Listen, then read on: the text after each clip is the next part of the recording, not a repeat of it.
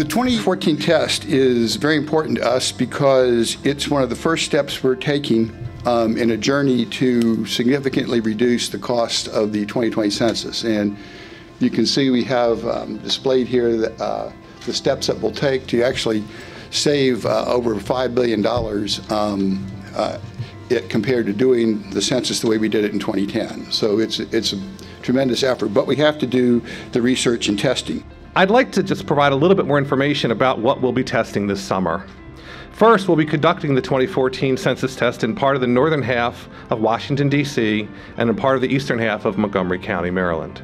We'll be contacting around 200,000 households in the test area. First, we're looking for ways to provide households with new and easier ways to respond to the census, primarily by leveraging the internet. In previous censuses, the only options people had was to fill out and mail back the paper form that we mailed or hand-delivered to them, or wait for a census worker to visit their home to collect the census information. As part of the test, we'll be trying new things to increase the use of internet to respond to the census. For example, for some households, we'll be requesting that they pre-register by providing us information on how they'd like to be contacted when it's time to actually complete their census form. This could mean providing us such things as an email address or a cell phone number for texting. Although the U.S. Postal Service is still a very key partner in conducting the census, we believe that some households would prefer to be contacted electronically when it's time to fill out their census form.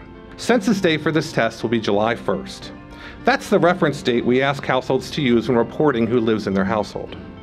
However, some households will receive their first contact from the Census Bureau as early as this week in order to pre-register for the census. But we won't be asking folks to complete the actual census online until around June 23rd.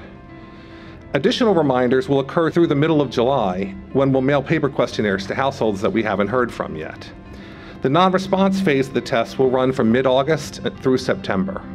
This is an exciting time at the Census Bureau. We have much to do before the end of 2015, when we'll be making key design decisions for the 2020 census. We're taking advantage of things that were not available in 2010.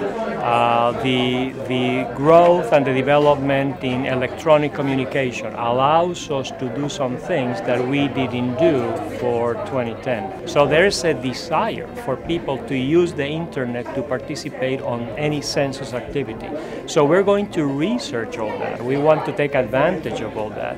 A lot of thinking has gone into this. We've done research with other countries, with other statistical agencies, and now we've got to see it in practice ourselves. We learned a lot from the American Community Survey, so we want to understand internet collection during a census environment. So that's a big piece of it, is what's going to happen with the public responding to a short form census online. What are the right messages we should use to contact them? What are the right approaches we should use? So that's some things we're going to learn. And then the real big cost savings is going to come in the field work. We are always changing. We're always trying to get better. We are trying to learn to do things better. And now preparing for 2020 and starting so early and so well to get ready for 2020 is exciting. As an employee, it is exciting to be part of this effort.